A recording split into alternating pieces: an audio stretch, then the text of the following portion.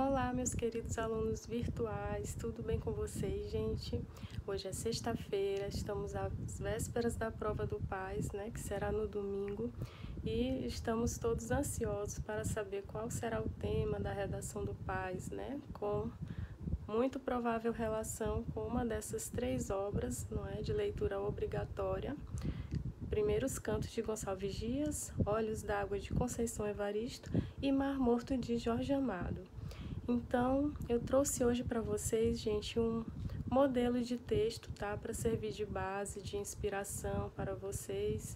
Quem sabe, né, não cai esse tema que eu propus aqui, ou muitos outros que outros professores estão disponibilizando também nas suas redes sociais. Vou deixar algumas na descrição do vídeo, tá? Para que esse conhecimento venha se propagar e vocês se preparem da melhor forma possível, tá, gente? Boa sorte desde já. E vamos escrever redação sem receio. Bom, gente, então vamos para a análise de uma redação bem básica, bem simples, que eu fiz aqui com base num tema que é comum tanto à obra Mar Morto como a Olhos d'Água. Um tema baseado em Primeiros Cantos seria talvez muito óbvio, por conta do bicentenário de Gonçalves Dias, né? Mas não está descartado.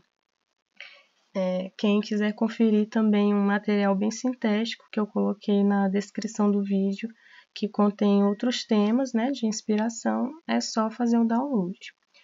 Bom, então esse tema aqui é o papel da educação na transformação da sociedade. E escolhi como título Educação para Todos, a Marca da Esperança. Lembre-se de fazer um título simples na primeira linha da sua folha e na linha seguinte já começar o seu texto, tá? Não deixe linhas em branco. A educação é direito de todos e dever do Estado e da família, conforme o artigo 205 da Constituição Federal Brasileira. Então, iniciei o texto com uma afirmação geral, tá? Como já ensinei em outros vídeos aqui do canal. É uma coisa que todos sabem, que vem logo na sua cabeça, então é fácil de iniciar o seu texto e também de começar a argumentar. Então, depois dessa afirmação geral, você vem com um contraponto. No entanto, nem sempre esses entes, o Estado e a família, conseguem cumprir suas obrigações, conforme se observa nas representações literárias de Conceição Evaristo, no conto do Zuquerença, e de Jorge Amado, no romance Mar Morto, nos quais há personagens cujos pais educadores não lhes conseguem assegurar satisfatoriamente a formação necessária, devido à exploração do trabalho na sociedade. Diante disso, faz-se necessário combater as formas de exploração laboral e investir eficientemente na educação formal, para que haja esperança de uma sociedade justa. Então, a gente conclui a introdução já indicando qual vai ser a nossa sugestão de solução para o problema, né? Um pouco à moda do Enem, mas nesse contexto aqui com uma base mais literária.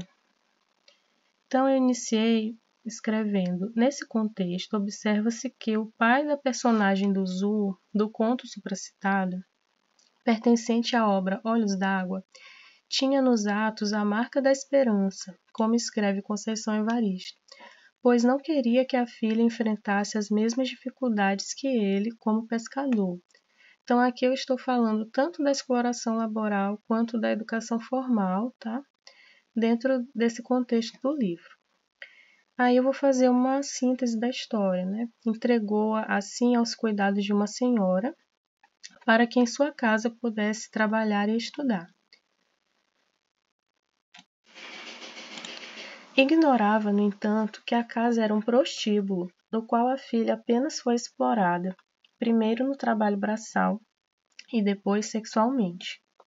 Sua neta, Querença, porém, carregaria essa mesma marca da esperança, acreditando que pelos estudos e ações sociais que desenvolvia na favela, poderia dar início a uma luta contra o sistema. Essa situação ficcional é bem comum em vivências reais, sobretudo de mulheres negras, e a educação formal pode, de fato, ser um divisor de de águas na vida dessas pessoas, pois, se bem oferecida, com profissionais bem remunerados e infraestrutura adequada, oferece possibilidades de ascensão social por meio da inserção no mundo do trabalho. Então, aqui eu quis fazer a ponte entre ficção e realidade, situar aqui uma questão social importante da obra, né? E reafirmar a minha tese, tá? Afirmar a tese e explicar o porquê.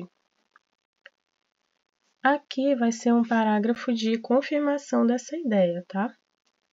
Então, confirmando essa ideia no plano da ficção, identificam-se os personagens Dr. Rodrigo e Professora Dulce, que expressam em suas falas a fé na educação como motor de transformação na comunidade baiana de pescadores em que se inserem. Aí vem o exemplo. Em um de seus diálogos, Dona Dulce imagina como seria bom se os marítimos pudessem manter seus filhos na escola por mais tempo e ter condições dignas de trabalho, chamando a isso milagre dos homens. Ao que Dr. Rodrigo, que já tivera a experiência de estudar e mudar sua condição social, responde que acredita em tal milagre. Essa obra de Jorge Amado reflete as dificuldades factuais encontradas pelos trabalhadores da Bahia, e não só, e com o intuito de promover a consciência dos leitores sobre a necessidade de mudança desse cenário. Então, basicamente, a mesma estrutura do parágrafo anterior, só que com outro exemplo. Em suma, diante dos elementos mencionados, percebe-se o quanto a escola e a família possuem papel primordial no desenvolvimento de cada pessoa e, consequentemente, do corpo social. Em ambas as narrativas literárias analisadas, verifica-se, de forma análoga às situações reais da atualidade, a urgência de investimentos estatais na educação e na assistência social, para que as famílias tenham condições de conduzir a formação de crianças e adolescentes, e, assim, tenhamos a realização do milagre tão esperado pela professora Dulce. Então, vocês observam que não é necessário trazer dados externos para o desenvolvimento, tá? Não é obrigatório, digamos assim. E vocês podem fazer uma redação também sem proposta de intervenção, que vão tirar 10 do mesmo jeito, porque isso não vem previsto em edital, tá? Então, gente, boa sorte, que essa transformação também é esperada pela professora Renata, e boa prova para vocês!